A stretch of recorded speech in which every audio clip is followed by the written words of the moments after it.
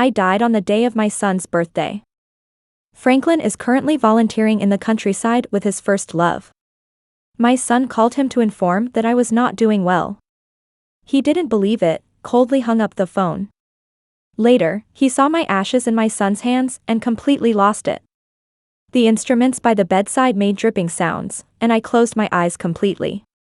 My son cried his heart out, while the doctors frantically tried to save me. I died. An hour ago, my son called Franklin saying I was not doing well and wanted to see him one last time. Franklin sarcastically asked what tricks my mother was up to now. I had breast cancer, and by the time it was discovered, it was already in the late stages. Several times I wanted to talk to Franklin, but he impatiently interrupted me every time. Today is my son's birthday, and I hoped he would come back so we could celebrate as a family, since my time was running out. But he even refused this small request. My son held onto my body, unwilling to let go. I wanted to comfort him, but my soul uncontrollably drifted away from him. I appeared next to Franklin. At the airport, sweat beaded on his forehead, panting heavily. When he saw Maria, he quickly apologized for being late. Maria was his first love, hidden in his heart all this time. It's okay, it's my first time volunteering in the countryside, luckily I have you with me. Maria gently smiled. Her elegant white dress accentuated her graceful figure. Franklin, upon seeing her, was filled with tenderness and affection, naturally taking her luggage and smiling. How ironic, I died in the hospital, while he was busy volunteering with his first love. His tenderness never belonged to me. Franklin and Maria had known each other since childhood friends. If Maria hadn't gone abroad back then, none of this would have happened. The airplane was quite cold, Maria shivered with her arms wrapped around herself. Franklin immediately took off his coat and draped it over her. I chuckled self-deprecatingly, that coat was specially tailored for him. The place they were going to volunteer was a very remote mountain village. By the time they got off the plane, it was getting dark. They found a small restaurant to sit down, Maria from a prestigious family, showing a hint of disdain. While Franklin also came from an affluent family, he didn't display any of the arrogance of a privileged son, which was one of the reasons I liked him. But with Maria in front of him, he took a napkin, bent down to wipe the chair for Maria several times. He gently pulled out her chair and even made sure her utensils were scalded with hot water. I thought he was someone who didn't understand tenderness. But now, it seems his tenderness is only for Maria. At this moment, I want to leave, I don't want to continue staying here to be mentally tortured by them. But no matter how hard I try to leave, my soul seems to be tied down, closely following them. I've tried many times, but I can't give up. It seems even the heavens want to torment me. In the hotel, Franklin and Maria's rooms are adjacent. Franklin rubbed his forehead, tiredly lying down on the bed, took out his phone, and finally remembered to turn it on. Numerous missed calls. They were from my son, using my phone. He furrowed his brow, a hint of impatience on his face, thinking for a moment, about to call back when a knock came at the door. Maria, with red eyes, her voice slightly pleading. Franklin, can I sleep with you tonight? I'm afraid of thunder. I pondered, indeed it was raining outside, but the thunder was probably softer than Franklin's snoring. This was not appropriate. I didn't expect Franklin to refuse. Franklin, I'm really scared, I dare not sleep alone. She was on the verge of tears. Then how have you managed to live this long without sleeping during thunderstorms? I couldn't help but roll my eyes. Do men really like this kind of scheming woman? Sure enough, Franklin seemed to have a soft spot as he nodded slightly. I really wished I could float away, unable to bear witnessing their intimacy.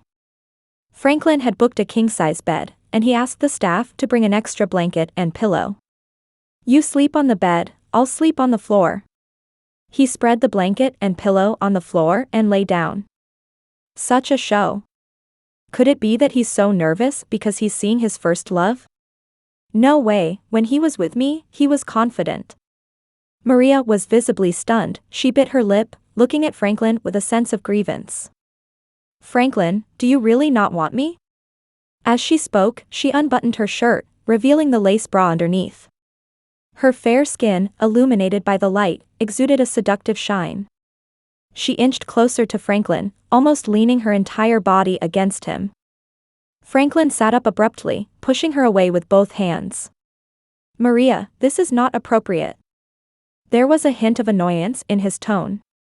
Tears welled up in Maria's eyes, she bit her lip in distress, looking pitiful. "Franklin, are you repulsed by me?" As she spoke, tears streamed down her cheeks.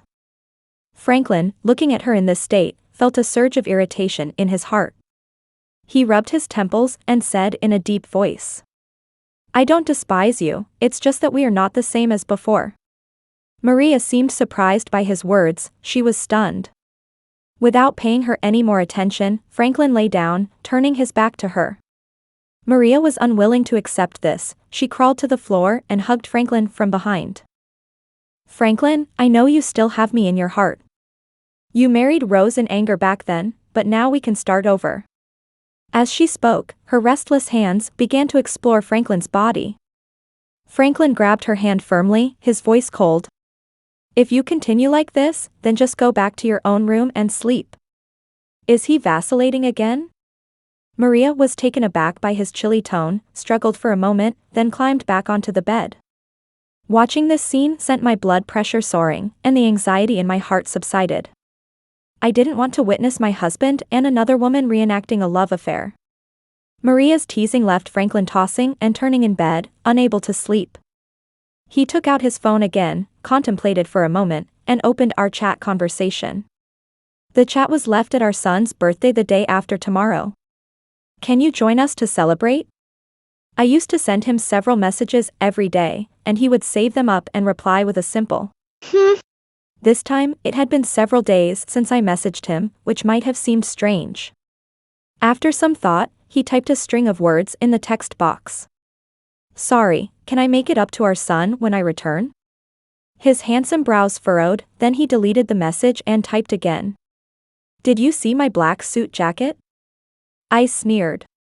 Wasn't the jacket he mentioned draped over Maria during the day? Was he trying to provoke me? He decisively closed his phone and shut his eyes.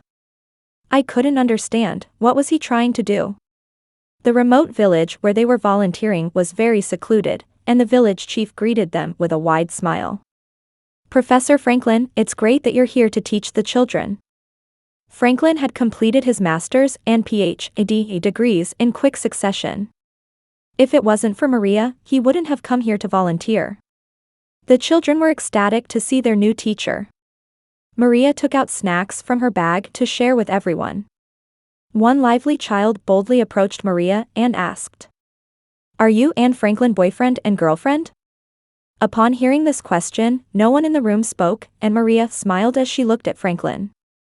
It seemed like everyone was waiting for him to confirm. He didn't deny it. The child then said, "Teacher Maria, you're so pretty, you and Franklin must be a couple." Maria happily patted the child's head. "You're so young, do you even understand what boyfriend and girlfriend mean?" "Of course I understand." I just felt a chill in my heart. Thinking about it, if it wasn't for me, Franklin and Maria would have been together a long time ago. It's me who delayed them. After more than half a month, Franklin and Maria really seemed like a couple, teaching during the day and having deep conversations at night. During this time, our son called Franklin several times, but Franklin didn't answer. Our son sent him many text messages, saying to come back quickly, that I'm no longer here.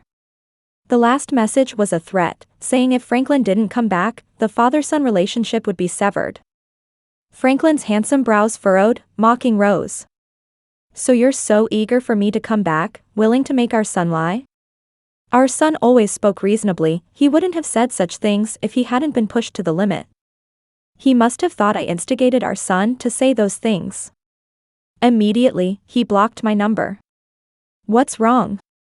Maria walked over and kindly handed him a bottle of water. "Nothing." "Is it Rose? Is she urging you to go back?" She looked aggrieved again. "I'm sorry, Franklin, because of me, Rose misunderstood, causing discord between you two. Don't overthink it, it's none of your business." But you came here to volunteer with me after all, she must feel uncomfortable about it. Although she said this, I clearly saw the smugness in her eyes. Then, she changed her tone. But don't worry, I'm a woman, and women understand women the best. Just ignore her for a few days, let her cool down, then go home and buy a small gift to appease her. In the past, when I occasionally threw a tantrum, Franklin would buy me a small gift, and I was easily appeased. But, I will never accept your gifts again. I remember when I was bullied by classmates as a child, scared and hiding in a corner, Franklin came over and handed me a candy. He said not to be afraid, that he would tell the teacher with me. I was timid since childhood, even when bullied, I couldn't speak up. He was like a light in my darkness, illuminating me.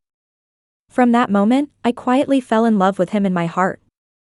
Franklin had excellent academic achievements, and to follow in his footsteps, I studied hard into the night. Finally, we both got into the same university. But Maria was already by his side back then, they were so compatible. I retreated back into the corner, silently blessing them. On the day of our graduation, Maria went abroad, and Franklin got drunk. I walked up to him, gathered my courage, and confessed my feelings to him. His handsome lips curved into a smile. I couldn't believe it, my eyes widened. From then on, I boldly appeared in front of him, doing everything possible to please him. I asked him if he only agreed to be with me because Maria left. He smiled and said that eventually, we would get married and have children, so it's better to be with someone less noticeable. Less noticeable. My heart stung, but I told myself that as long as he accepted me, I would gradually warm his heart. Franklin is a gentle person, even if he doesn't love someone, he maintains a humble and respectful attitude. After we got married, he never treated me poorly in material terms. Including every birthday and holiday, he always prepared impeccable gifts. As a husband, he was flawlessly perfect. Later, we had our own child, and he also took on the responsibilities of a father. To outsiders, we were the happiest family of 3. Over the years, he has indeed been good to me. So good that I forgot, he doesn't actually love me. I thought I had walked into his world. Until Maria returned. Everything changed. He became anxious and uneasy. That night, we had our first intense argument. He said he needed to take a leave of absence to teach in the countryside. I asked why he needed to teach there when he wasn't a new teacher. He avoided eye contact and impatiently said not to ask so many questions. Is it because Maria is coming back? His recent strange behavior had made me suspicious, and I accidentally caught a glimpse of a message on his phone. Maria was coming to work at their school. I pretended to be calm on the surface, but he actually wanted to accompany that woman to the countryside. Franklin was born into an aristocratic family and had never experienced such hardships. Yet, he was willing to do it for Maria.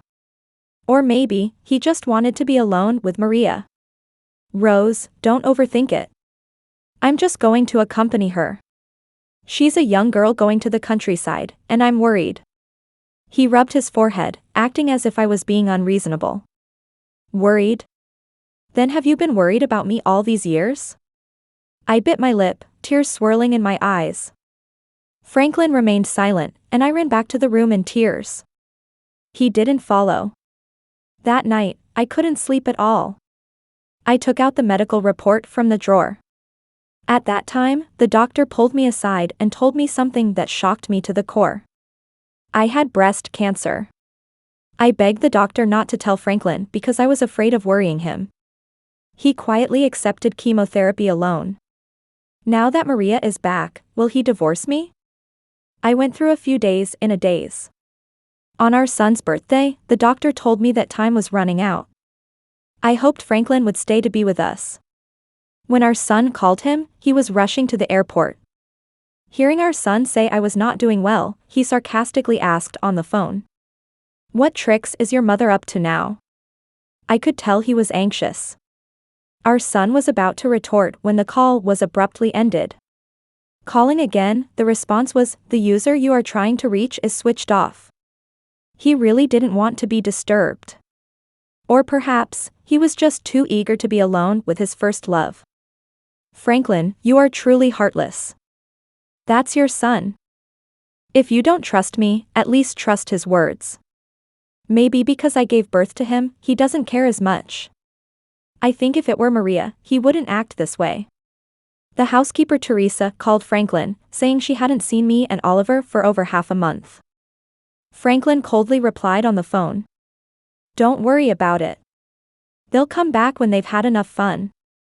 In the past, whenever Franklin and I had a small disagreement, I would take our son to my mother's house for a few days. My mother always advised reconciliation, and once I calmed down, I would return with our son. He must have thought I was just being stubborn. After a few days, I would go back as usual, feeling embarrassed, and apologize to him. But not this time. I haven't been home for over half a month. Franklin, don't you have a heart? Our usually obedient son said something decisive to you. Can't you see it? That woman named Rose is dead. No one is there anymore to message you every day and care about everything you do. Tears welled up in my eyes. How much I wished to tell Franklin, please come back, just take one look at our son, he must be in so much pain. Sir, forgive me for being forward, but Madam has always cared deeply for you, Teresa sighed.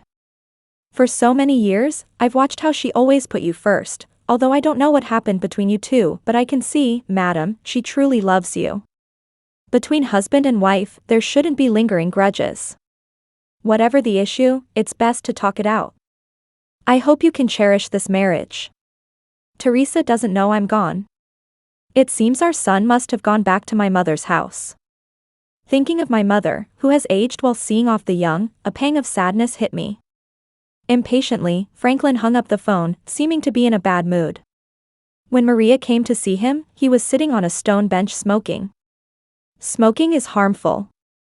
She walked over and naturally took the cigarette but from his fingertips. Franklin, why are you so burdened? Are you still angry at Rose for throwing a tantrum? She reached out and lifted Franklin's chin, forcing him to look into her eyes. Her fair and slender fingertips gently caressed his face. Her gaze, full of infatuation and tenderness. Why get angry over that kind of woman? That kind of woman? Upon hearing those words, Franklin furrowed his brows and turned his face away. He seemed to dislike Maria calling me that. Maria did not retreat despite Franklin's avoidance, but instead, she moved closer to him. Her voice was soft, with a hint of seductive charm. Franklin, don't you understand yet? Only I truly understand you. A sudden inexplicable restlessness surged in Franklin's heart. He abruptly stood up, shaking off Maria's hand. Understand me? If you understood me, you wouldn't have left me behind to study abroad back then. Maria was startled by his reaction, but she quickly regained her composure and softly said. I know, I was wrong back then, but... Franklin interrupted with a cold laugh. No need to say more. Rose is my wife, I hope you show some respect when referring to her. With that, he turned and walked away, leaving Maria standing alone in place, stunned. A trace of resentment and unwillingness flashed in her eyes, but she quickly disguised it. This was the first time Franklin had spoken harshly to Maria. Perhaps, he couldn't let go of the fact that Maria had abandoned him and gone to the United States back then. Franklin's mood became increasingly agitated, and he didn't know why he felt this way. He took out his phone, searched for a while, only to realize that he had blocked me. He opened the WeChat chat box, and it was still the same message about our son's birthday that brought him back. This time, he didn't hesitate, typed a quick apology, saying he would make it up to our son when I returned. After sending it, he sighed in relief and put his phone back in his pocket. Every class, he would take it out to check.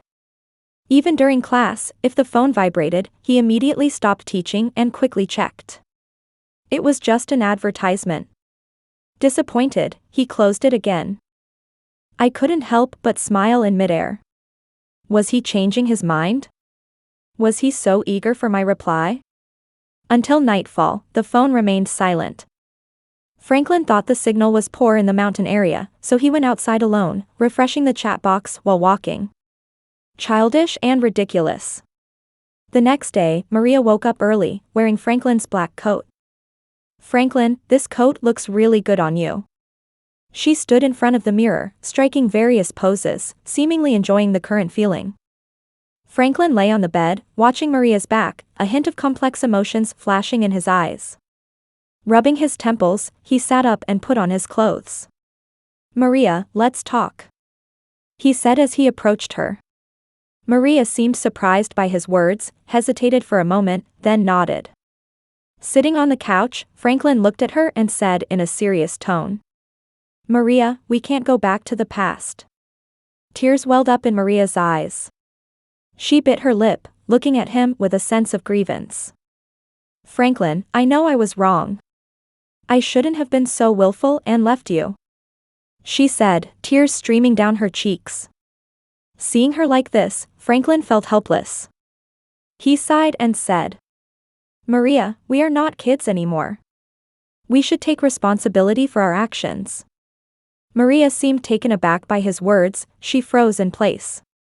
Franklin stood up, walked to the window, and gazed at the scenery outside.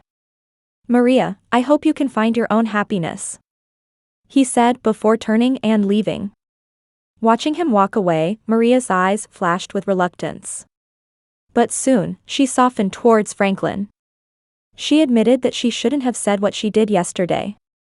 Franklin's demeanor softened. "I should be the one apologizing. I had a bad attitude yesterday, I'm sorry."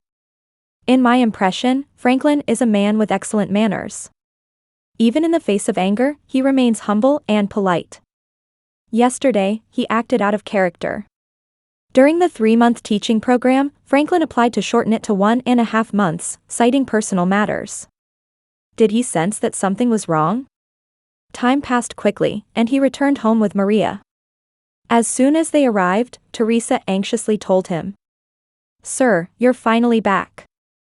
The school called to say that the young master has been absent for over a month, and they couldn't reach Madam on the phone. I was afraid to disturb you at work, so I didn't call again. Teresa and I have always had a good relationship, but she is just an employee and feared upsetting Franklin, possibly leading to her resignation." Franklin's expression turned grim. He immediately took out his phone and removed my number from the blacklist. He dialed, but it showed an outstanding balance. In a rush, he topped up the account with 1,000 yuan. Upon dialing again, a message said, "Apologies, the number you have dialed is switched off." He pulled up our chat and quickly typed, "Have you had enough arguing with Oliver? Come back soon." To this day, he still believes I ran away from home with our son in a fit of anger. "Franklin, I wonder what your expression will be when you see my ashes. Will you be sad? At least I've been with him for 7 years. Even if I say he's just a dog, there should be some feelings, right? Franklin, will you regret it? Regret not seeing me one last time?" Franklin sent me many messages, but I didn't reply to any of them. Maria saw that he was absent-minded and comforted him. "Don't worry, Rose is all grown up now, nothing will happen to her. They must be traveling with Oliver to relax."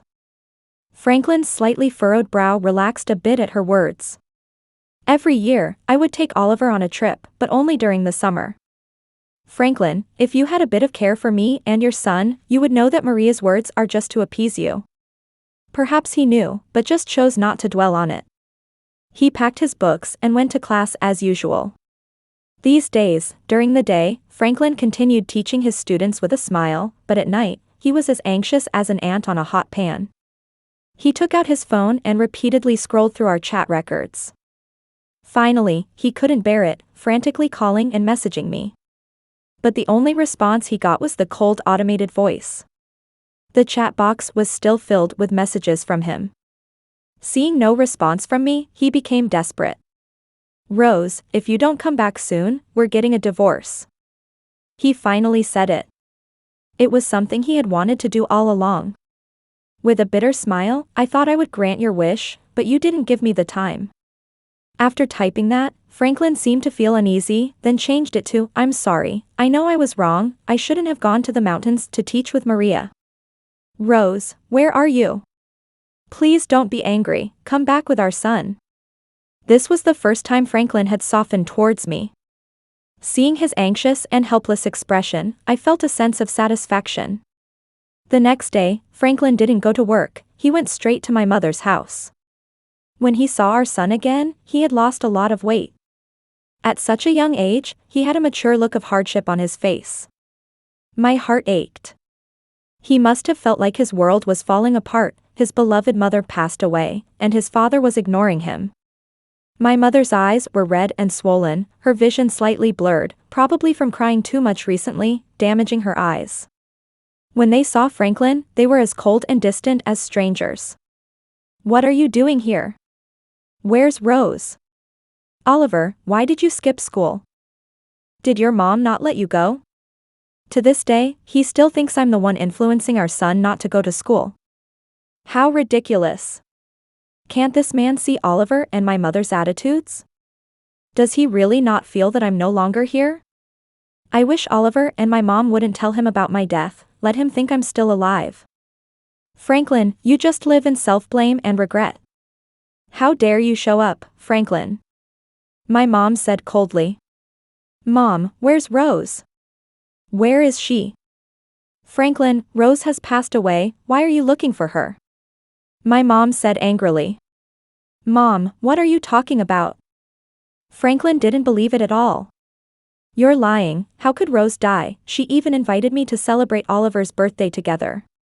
My mom, with a tearful voice, said coldly. Rose passed away from breast cancer, and the day she left happened to be Oliver's birthday. She kept her cancer a secret from you, afraid you'd worry, forbidding me from telling you, but you were out there enjoying yourself with your lover, not even willing to call back. Rose kept mentioning your name until she died, she couldn't rest in peace. She won't die, I haven't agreed to it yet. Franklin collapsed on the ground, looking dazed, muttering to himself. I don't believe it, I don't believe it. It's impossible, I don't believe it. He kept muttering. Franklin sat blankly on the ground, eyes hollow, devoid of any spirit. His son Oliver slapped a diagnosis report on his face. This is Mom's diagnosis, take a look yourself. Franklin picked it up from the ground, flipping through a few pages. His hands were shaking so much he could hardly hold it. He sobbed and said to Oliver, breast cancer can be cured, where's your mom, let's go get her treated together. Let's find the best doctors for her. Tell me, where's your mom? Oliver pointed to a small box on the dining table. There. The air froze for a moment, Franklin's pupils dilated continuously. It's impossible, you're lying to me, you're all lying to me. Oliver shook his head frantically, tears in his eyes, crying out that you must be doing this on purpose, conspiring with Rose to deceive me, right? Not funny at all, tell me quickly, where's your mom? He nearly hysterically yelled at his son. Oliver then threw a cremation agreement at him. Take a look for yourself. Franklin flipped through the agreement, shockingly reading Rose to be cremated. Oliver angrily pushed him away, perhaps not having slept well in these days, Franklin was pushed back a few steps, hitting the door frame. His eyes hollow, face pale, as if his soul had been sucked away. He panicked. He finally knew that I was already dead. He finally knew what it felt like to be in a hurry. But what difference does it make? I will never come back again. Trembling, he walked step by step to my ashes. Carefully lifting them up, he then knelt down. I'm sorry, I'm sorry. My mom snatched the ashes box away. What right do you have to repent here? Get out. Mom, please, give Rose back to me. He cried so much that snot was coming out, holding onto my mom's leg. Franklin, back then, you treated Rose's feelings for you so badly, neglecting your wife and son, running off to teach with your lover. Are you worthy of being a husband and a father? The more my mom spoke, the more agitated she became, raising her hand to slap him. Franklin didn't dodge, 5 clear fingerprints appeared on his cheek, with a hint of blood at the corner of his mouth. Looks like my mom was really angry. Oliver ran over, questioning him, I called you so many times, sent you so many messages, why didn't you respond? Do you know, Mom was calling out your name before she died. If it weren't for you, Mom wouldn't have died with regret. From today, you are no longer my dad, leave. Oliver was crying so hard that it was heartbreaking for me. The only one I worry about in this world is him. He's so obedient and sensible, what will happen to him without his mother's care in the future? And my dad passed away early, she only has me as a daughter, now that I'm gone, how will she spend the rest of her life? Watching my mom and Oliver crying together, my heart ached terribly. Franklin tried to reach for my ashes box again, but my mom stopped him. Get out, never appear in front of me again. My mom glared at him with disgust, then walked away with the ashes box. Oliver also glared at him with red eyes, then followed. Franklin knelt alone in place, looking desolate like a piece of wood. He hung his head low, shoulders trembling, letting out suppressed sobs. He wanted my ashes, my mom said only if she died. When Franklin left, my mom handed him a divorce agreement. It was carefully prepared while I was still alive. Maria's return, like a warning, foretold the end of my marriage with Franklin.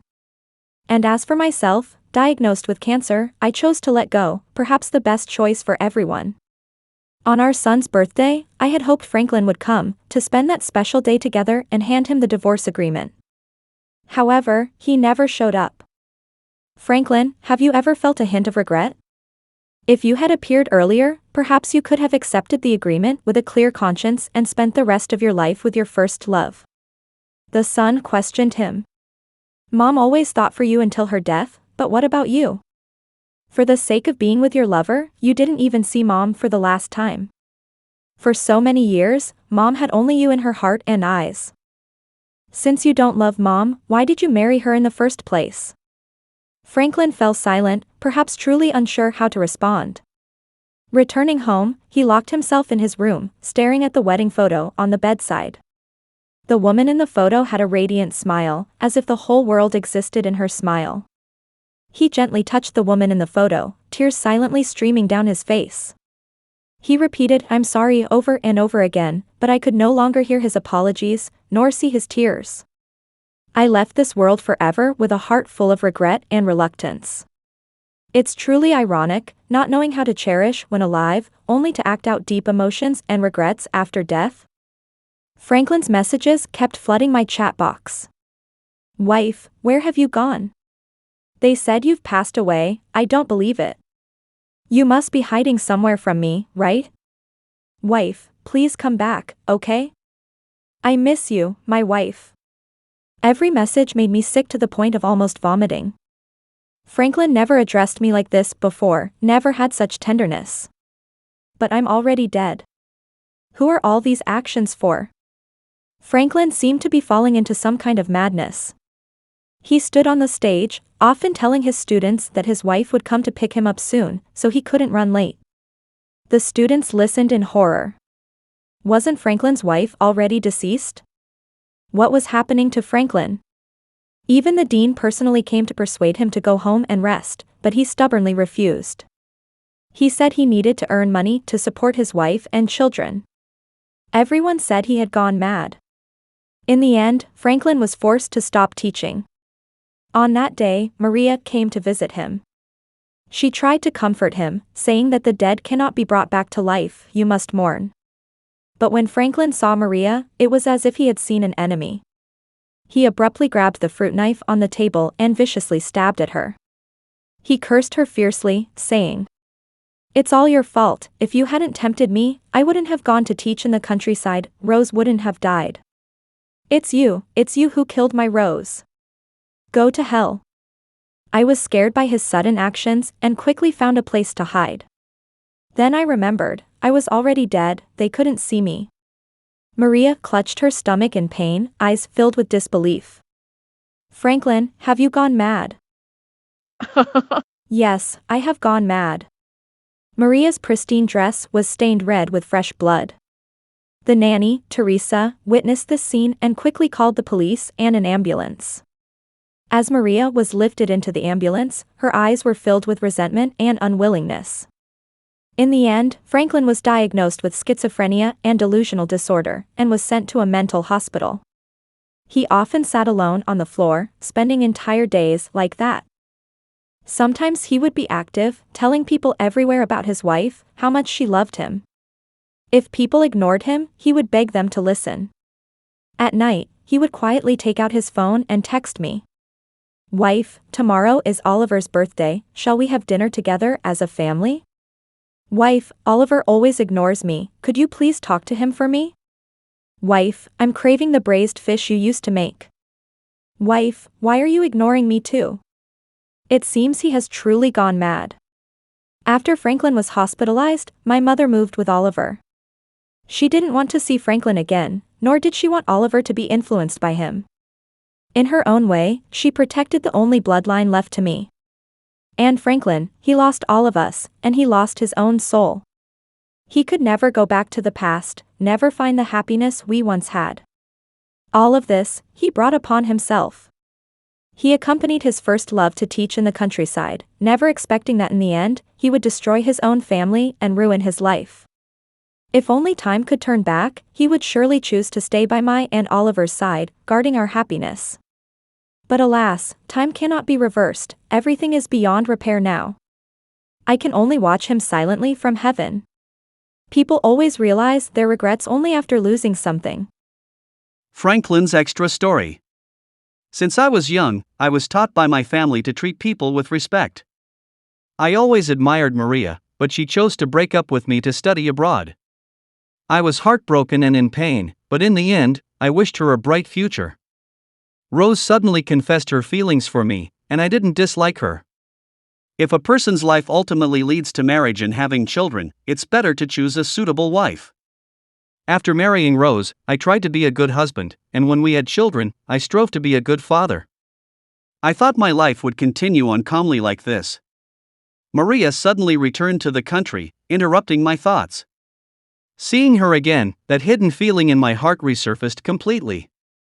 As an intern, she was going to teach in the countryside, and I inexplicably agreed to accompany her. Rose has been acting erratically recently, even snooping through my phone. Because of the teaching trip, she had a big argument with me for the first time. She even made Oliver lie to me, saying she was not doing well. It's ridiculous, when did this woman become so jealous? Accompanying Maria to teach, I just wanted to bid farewell to my past self completely. When Maria showed me affection, I thought of Rose and decisively rejected her. Oliver called me many times and sent many messages. I guess that woman, Rose, must have instigated him. She really doesn't trust me like this? The nanny called, saying she hadn't seen them, mother and son, for over half a month, which puzzled me. This woman has such a bad temper, it's been so many days and she still hasn't come home. I worked during the day, feeling a bit worried at night, hesitated, and then messaged her. She didn't reply? Oh well, I'll continue working.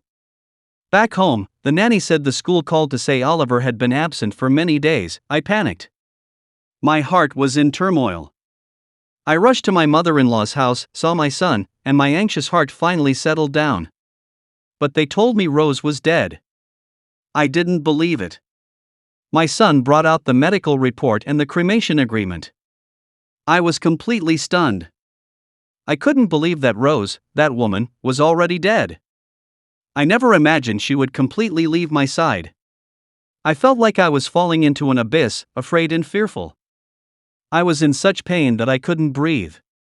How much I hated myself for not even seeing her one last time. I didn't understand her at all. Missing the news of her death time and time again. I wanted to take a knife and stab myself. My mind was in turmoil, and when Maria came to see me, I don't know why, but I stabbed her with a knife. I felt like everything was her fault. If it weren't for her, I wouldn't have missed celebrating my son's birthday together, and I wouldn't have missed seeing Rose for the last time. I was locked up in a mental hospital, and I heard that Maria was saved, but her nerves were damaged, leaving her partially paralyzed. As for me, I often chat with fellow patients. Most of the time, I talk and they listen. I tell them about my wife, who loved me so much. She's still waiting for me to come back home.